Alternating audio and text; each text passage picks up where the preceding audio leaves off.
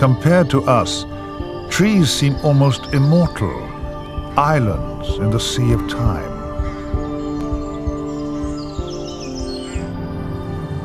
Imagine the stories they might tell if they could look back through their long lives. Think of the changes they have seen, the dramas that have unfolded around them.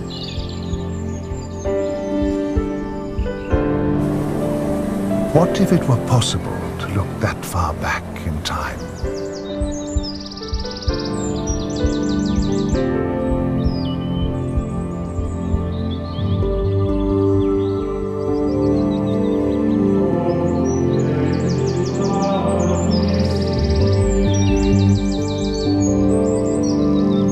Imagine following the life of a single oak on an epic journey through 1,000 years of history.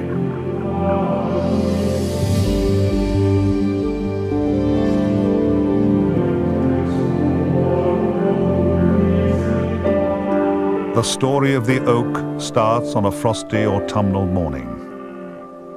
This is no ordinary autumn. This is the last autumn before the new millennium, and many people believe it is the end of the world. But this is not our millennium. It is the first one, the year 999 AD.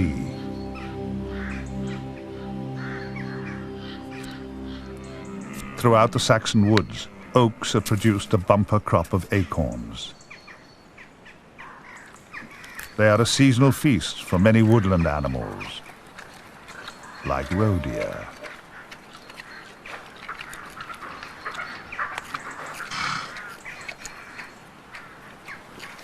Or wild boar, who rely on them to help fatten up for winter.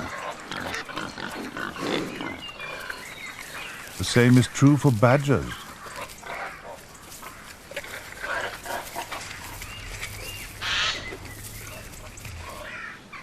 It's not just fallen acorns which are snapped up. Jays are busy plucking those left on the oaks themselves. These are the lucky ones. Incredibly, a huge tree like an oak depends on these birds for its start in life. Jays do two vital things.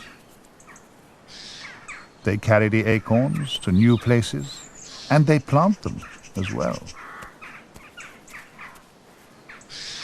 Tucked away under leaves and soil, these oak seeds now stand a fighting chance.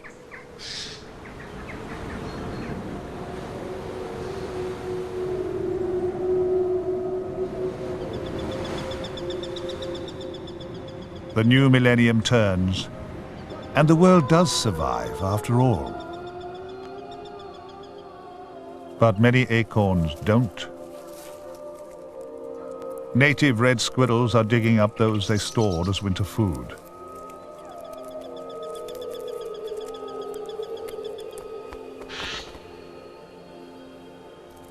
The jays also eat most of the acorns they've hidden.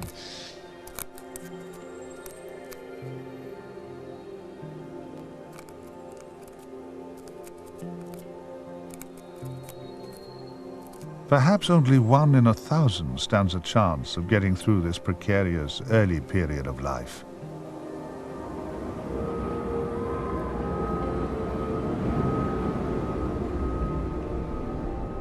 But hidden away in the leaf litter, one acorn lies forgotten. It's already produced a large taproot which will anchor it for the rest of its life. This baby needs a good beginning if it's to grow for 1,000 years.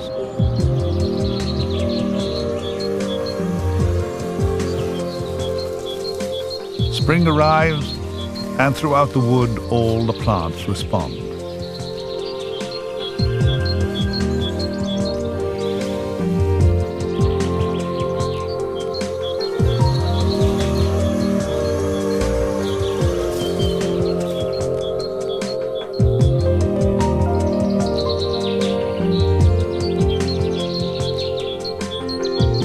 While the mother oak unfurls its leaves, a little distance away, the acorn is sending up its first shoot.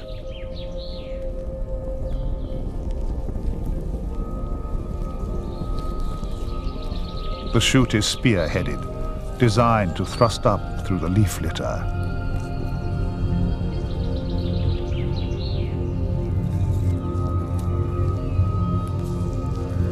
Like all young plants, it grows upwards, searching out the best possible position for its delicate first leaves to catch the light.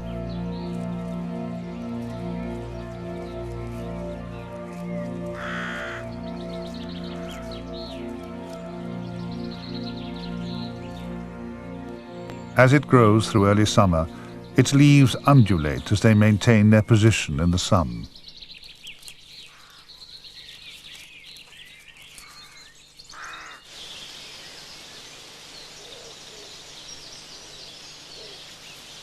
By the time autumn returns, several oak seedlings are growing in different parts of the wood.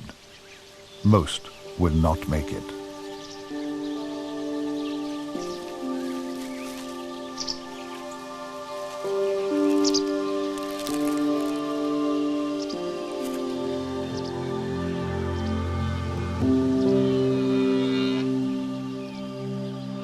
The original seedling, though, has survived and is already shedding its first leaves.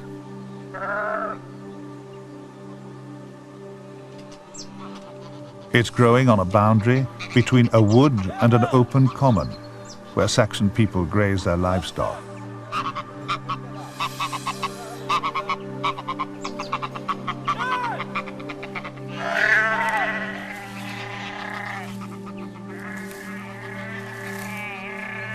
Then it gets a lucky break. It's incorporated into a new fence being built on the edge of the wood. This means it can't be eaten by the animals in the field, and it won't get chopped down in the wood.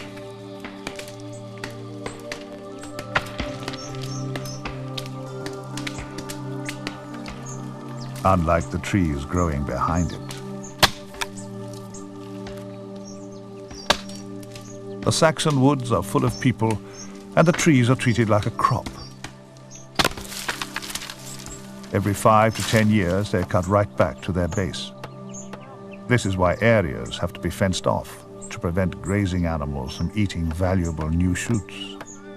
The system is called coppicing. Most of the original wild forest of Britain has long since gone. The landscape has already been shaped by people for centuries. Local villages depend on the managed woodlands for their survival. The woods are their only source of essential raw material.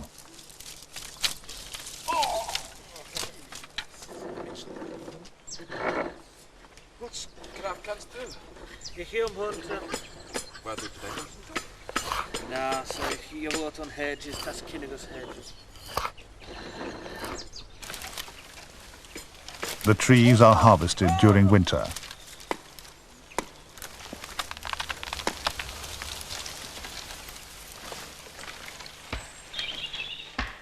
As the season progresses, whole families are involved in caring for the wood.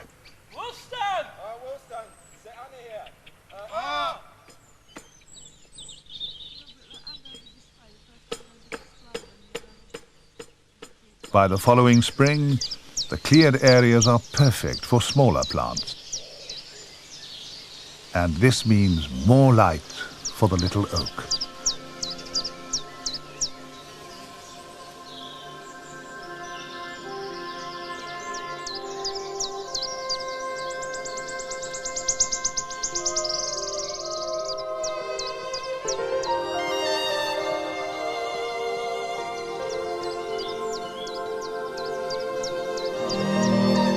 Alongside the seedling oak, spring flowers make the most of the bright sunshine too.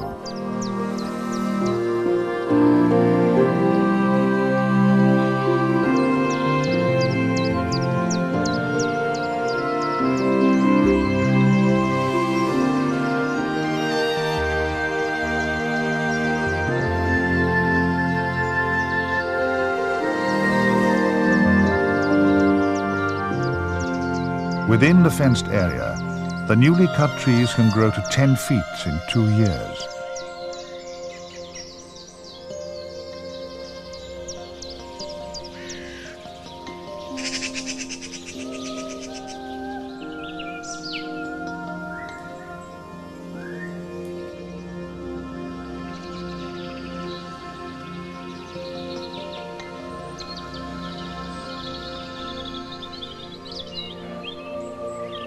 Different sections are cut back each year. And near the oak, an area which was cut back a few years ago. It is now a dense thicket.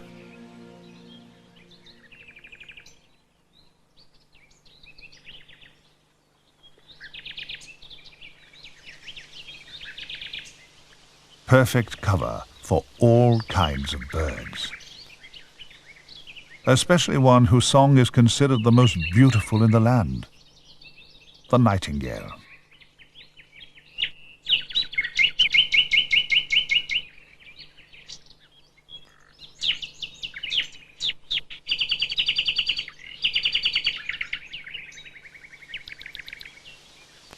The males arrive in early May, a couple of weeks ahead of the females. They need to claim a territory and then attract a mate. This is so important for them.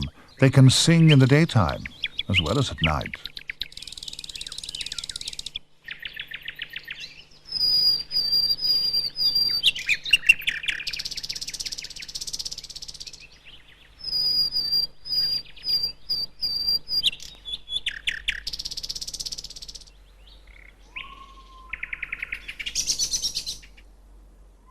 By the time the oak is 7 years old, the trees around it have formed a continuous canopy. This creates a tangled aerial highway for dormice who search for food in the small tree.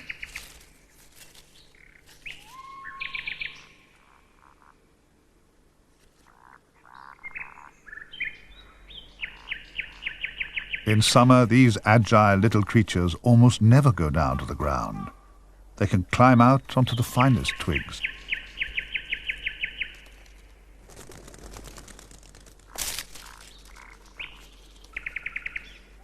The oak needs their help. Its leaves are plagued by spangle galls. The galls are caused by parasitic wasps and are like a disease for the young tree.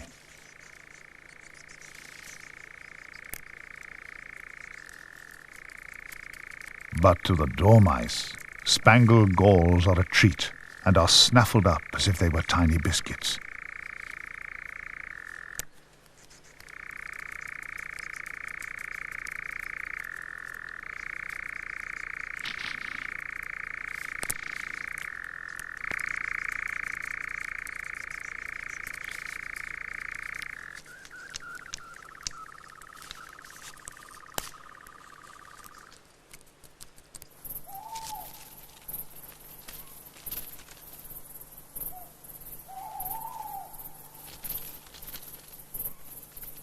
By late summer, the dormice abandon the oak because their favorite fruits and nuts are ripening.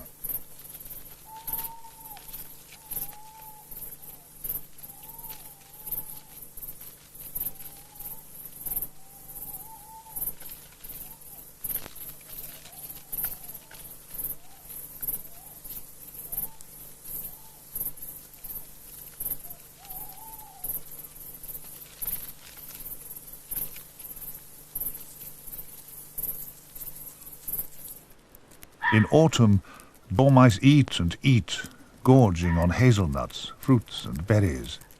They must put on enough fat for a 6-month sleep, when they will not feed at all.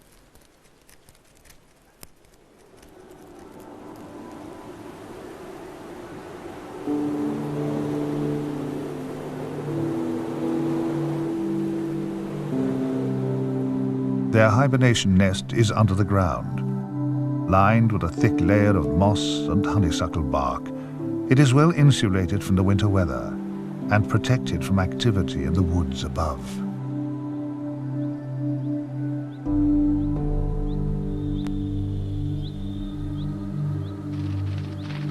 It's a different story altogether for the young oak tree. When the tree is 15, it meets people again. Last time it was too small to be noticed. This time it is not so lucky.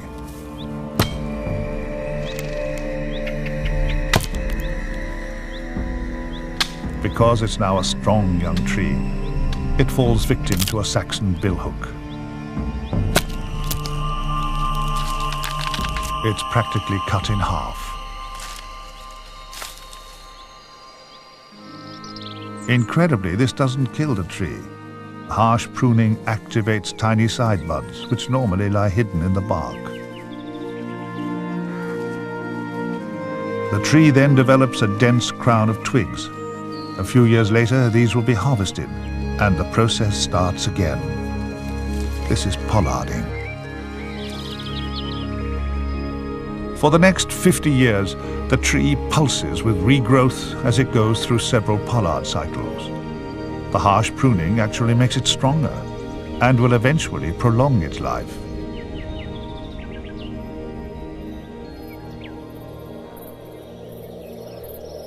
(1066), and there's a comet in the sky. Local people believe it's an omen of chaos. And of course, they are right. The Norman invasion transforms the world of the oak. Common land and the wood now form part of a hunting forest for William the Conqueror.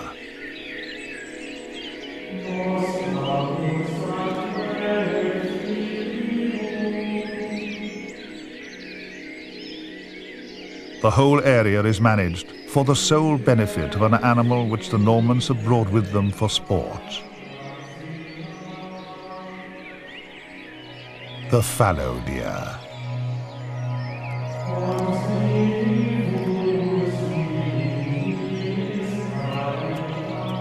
The deer must have unrestricted access to all areas of the forest, woodland, commons, farmland, and villages. There is no compensation for any damage that they cause.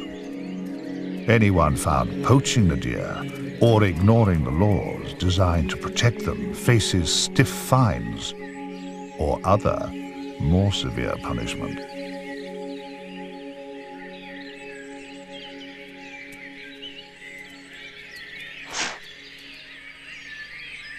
After 2 centuries or so of life under the Norman regime, the oak is prospering. It's just over 250 years old. Like all oaks in their early adulthood, it has a great canopy of tens of thousands of leaves. And worst of all are caterpillars.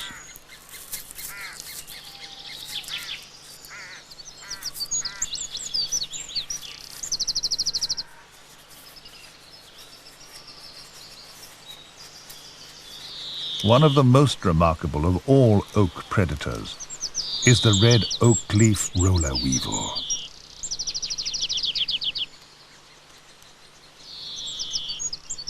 It's an expert in origami.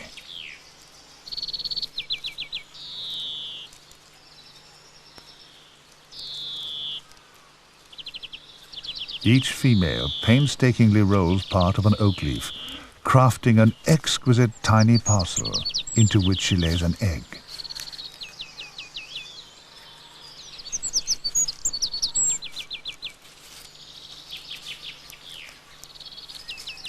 When her work is complete, she snips it off, letting it fall to the ground, where her grub will hatch and feed in safety.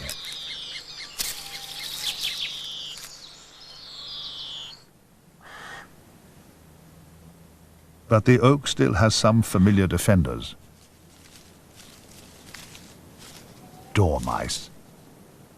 Hundreds of generations have passed since their ancestors first climbed into the canopy of this particular tree. These cute little animals are voracious caterpillar killers. After hibernation, they often spend days and nights at a time in the oak's canopy, gorging on protein.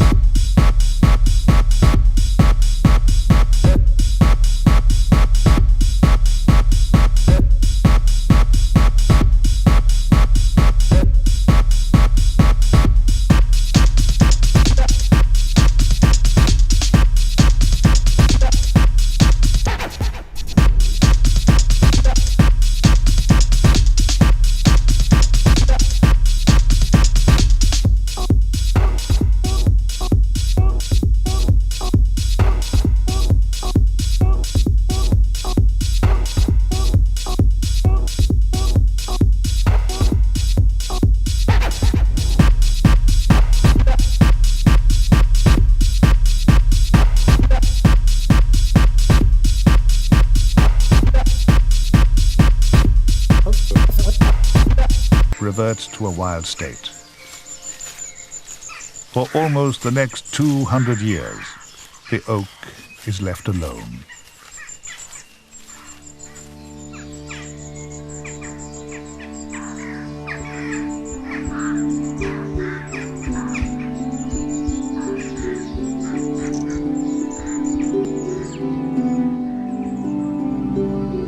It has a chance to mature, changing shape from a pollard to that of a giant and majestic tree.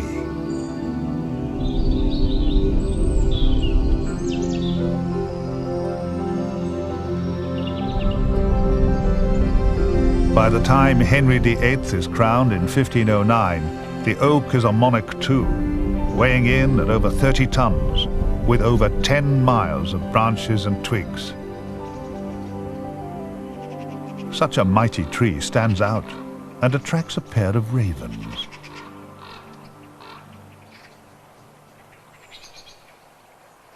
Undisturbed by people, they build their nest in its upper branches.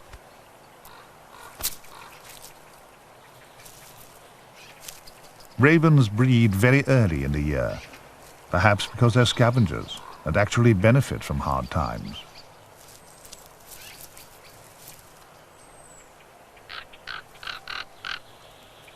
They can live for over 20 years and mate for life, forming very strong emotional bonds.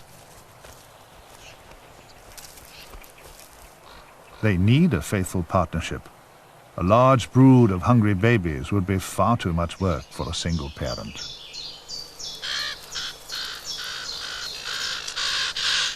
And by mid-March, their nest is full of exuberant chicks, all demanding attention.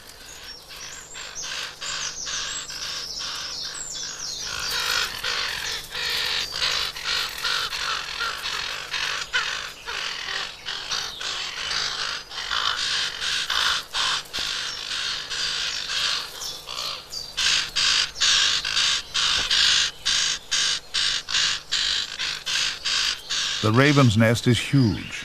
The parent birds have bred here for many years, adding on new layers every spring. By early summer, the ravens have gone, but another species which needs giant trees has taken their place: the purple emperor butterfly. Purple emperors are perhaps Britain's most unusual butterfly.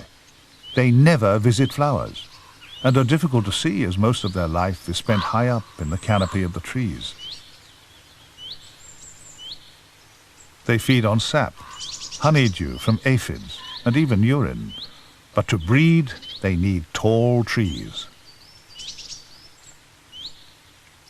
The oak is perfect for a number of male butterflies who take up residence among its loftiest branches. Each male needs a high perch as a base for a breeding territory. It then spends hours watching out for passing females or chasing away other males in spectacular dogfights.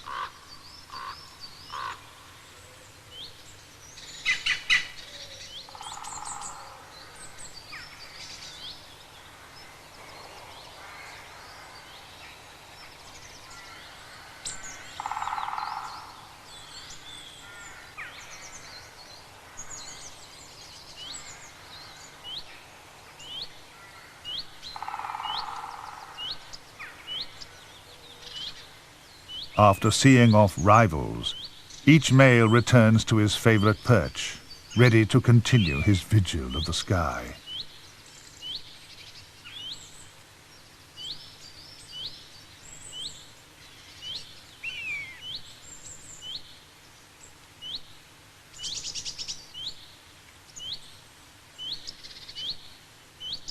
Winter returns, and the tree is under siege. A great weather front has blown in from the Atlantic, bringing with it heavy rain and high winds.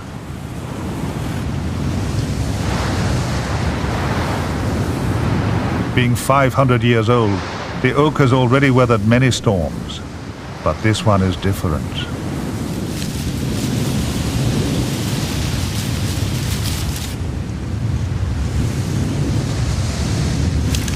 It is the most severe weather the oak has ever felt. Its very existence is in danger.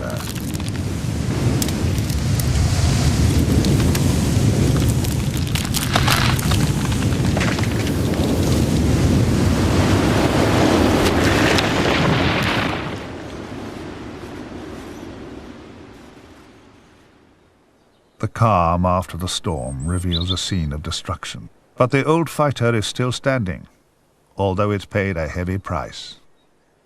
All around lie the shattered remains of many of its branches.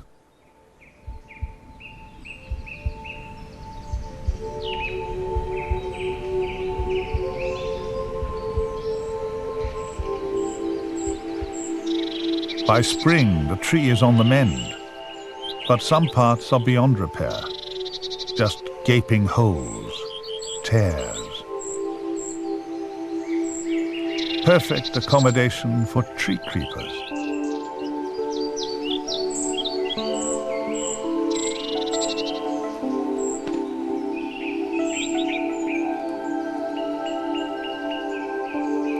Or redstarts. Pied flycatchers. And blue tits.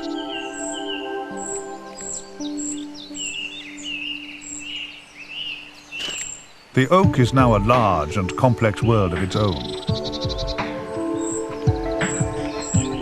A unique tree world, complete with canyons, caves, peaks and plains.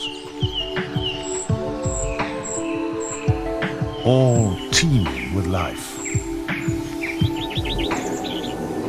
A tiny lagoon in the bole of the tree, complete with its own unique life forms.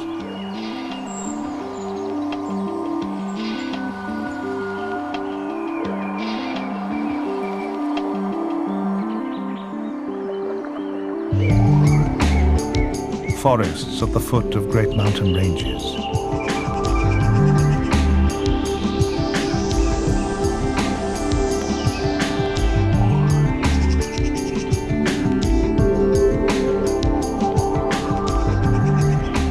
Other regions seem to be barren, like miniature salt pans and deserts.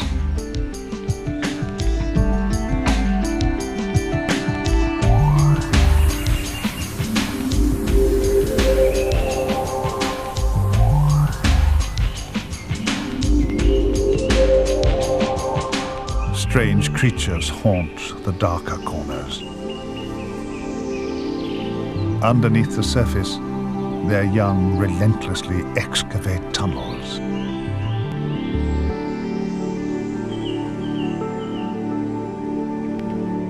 Their fearsome jaws turning them into tiny mining machines. Because their diet is so poor, these grubs can take up to 7 years to reach adulthood.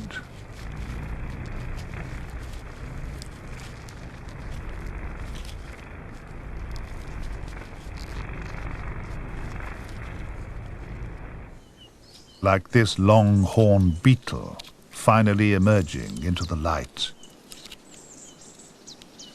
Or gleaming jewel beetles.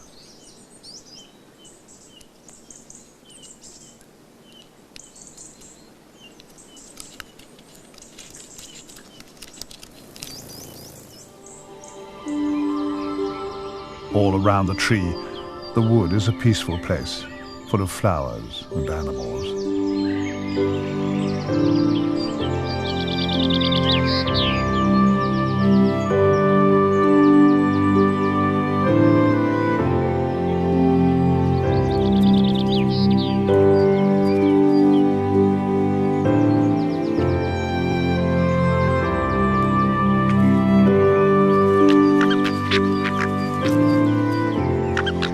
But this is about to change. Smoke amongst the oak leaves means one thing. People have returned to the wood.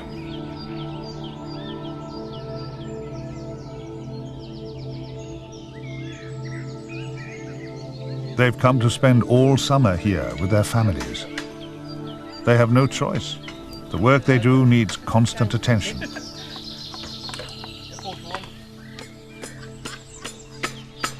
They carefully stack wood and then cover it with a thick layer of bracken and soil.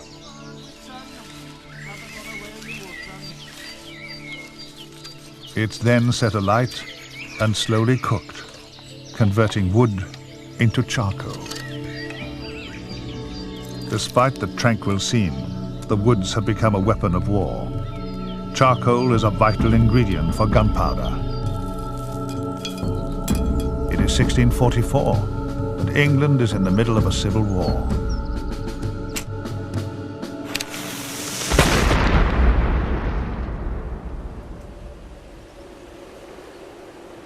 During the 1600s, it's not just the political climate which is in turmoil. The winter of 1657 is particularly severe. Snow lies on the ground for 102 days. The River Thames in London freezes over.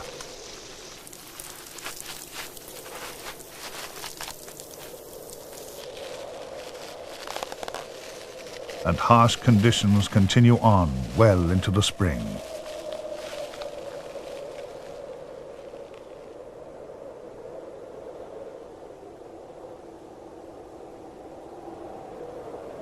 Frosts as late as May spell doom for delicate spring growth.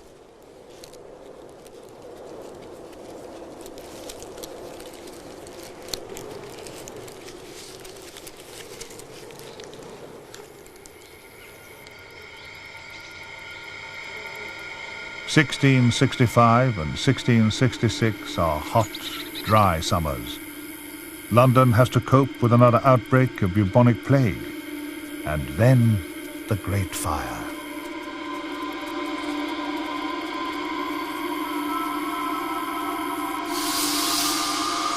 The oak, meanwhile, has problems of its own. The extreme conditions put the old tree under great stress. It responds in a drastic way, killing off some of its own branches, leaving behind antler-like skeletons. After a few years, these decay, and the tree's canopy shrinks. Although it has shed branches, its trunk is now fat and covered with new growths. Like an old man's face, it is dotted with warts, carbuncles. Some of these are a natural feature of aging. Others are produced by fungi. The large brackets mean that it's not just the outward appearance of the tree which has changed. It's lost its heart too.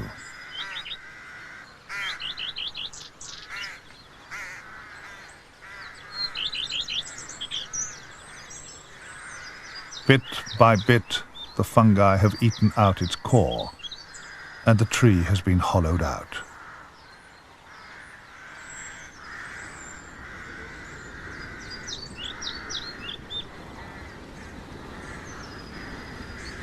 Remarkably, these particular fungi are as old as the tree itself and are not a threat.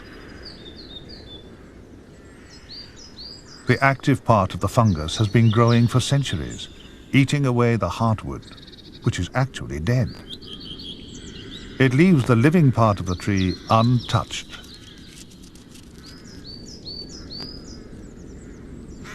The hollow center can now act as a home for more creatures, including a colony of hornets.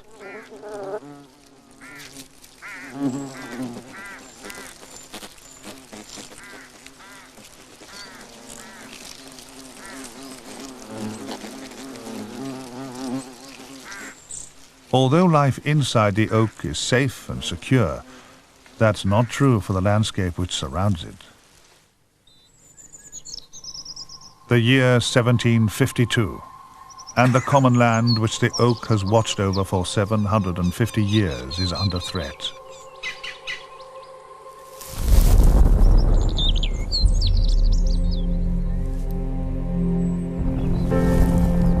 For centuries, country people have depended on it as a place to graze their livestock and gather wild food.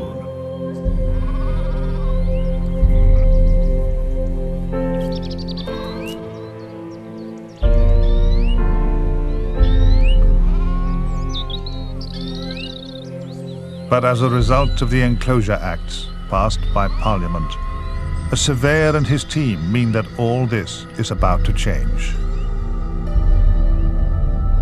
Lines of posts mark out the new hedges and fields as the common land is carved up among wealthy landowners. Local people who needed the commons lose their traditional way of life forever.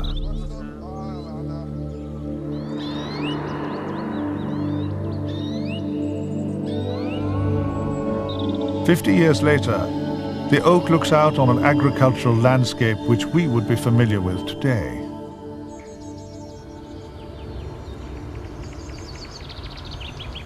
The dawn of the 19th century brings more than changes to the landscape. The Industrial Revolution means that cities expand, factory chimneys proliferate, and coal replaces wood as the main fuel. There is revolution in the countryside too. For the first time, steam-powered machines replace people on the land.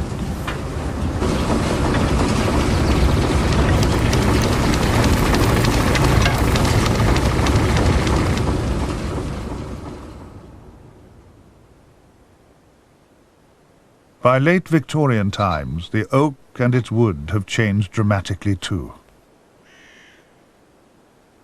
For a start, there are foreign faces, like grey squirrels from North America, and the wood's guardian, a gamekeeper and his dog. The wood is no longer a place for a whole community. Instead, it is a hunting playground for a privileged few. These pampered, strutting pheasants from Asia will have to pay a high price when the shooting season starts. But for now, they need protection. And also feeding up. The pheasant's grain attracts unwelcome attention from a variety of pests, including the grey squirrels.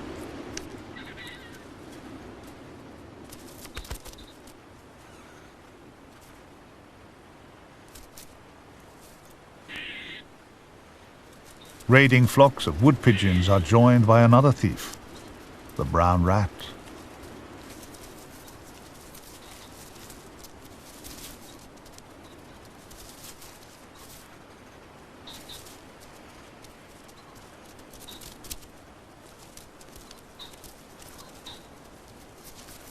All these creatures are treated as vermin.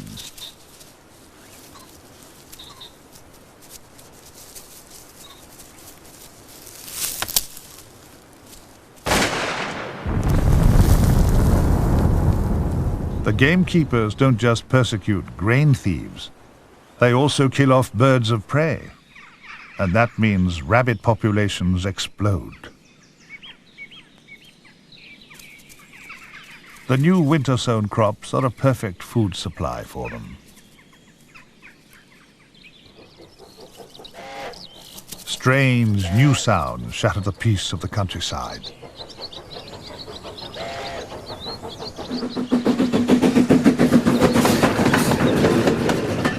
The railways bring with them their own unique hitchhikers, species of plants such as rosebay willow herb, whose delicate seeds are wafted along by the passing trains. While these plants invade the British countryside, the rest of Europe is ravaged by the Great War. It is not only fighting men that are needed in World War I. Timber is in desperately short supply too. The wood which stood for over 900 years is destroyed. As on a battlefield, severed stumps and broken limbs lie everywhere. But thanks to its hollow heart, one tree is worthless for timber. It is spared.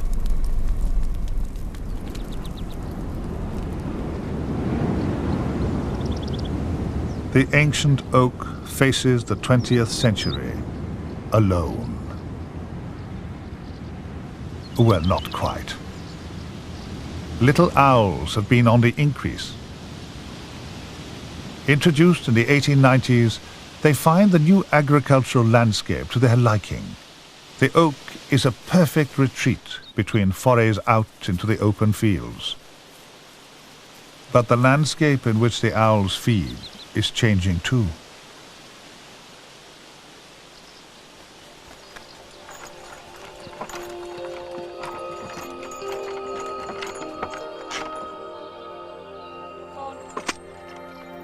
During the 20s, horses are still the main source of power on the land. But the centuries-old way of life they represent is about to disappear forever.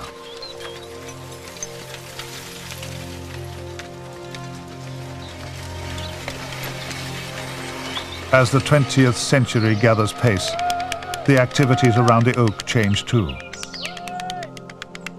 A reflection of the great events which have shaped all our lives. But now one bond unites us all, to wage war until victory is won.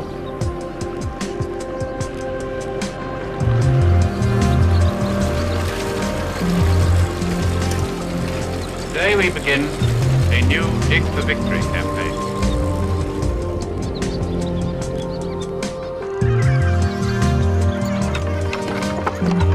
Japan has today surrendered. The Beatles! It's not like in your day, you know. The ladies not for turning. Oh, it's still going! Oh, into the penalty area! Oh, it's scored! It's an absolutely fantastic goal by Michael Owen!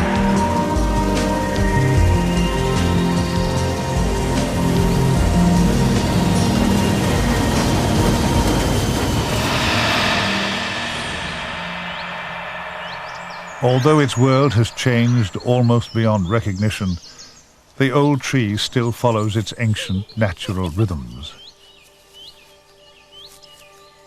As it approaches its 1000th birthday, the tree is a living link with our history. Compared to our brief lives, the oak really does seem immortal. And like many oaks this autumn, it produced a bumper crop of acorns. The start of another life. As we all look to the future, imagine what stories the next Millennium Oak might tell.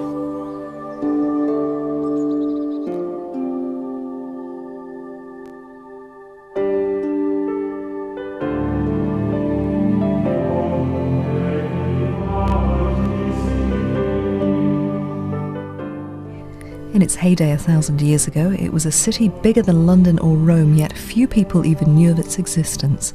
BBC Two uncovers the secrets of Cahokia, America's lost metropolis, tomorrow at 9:30.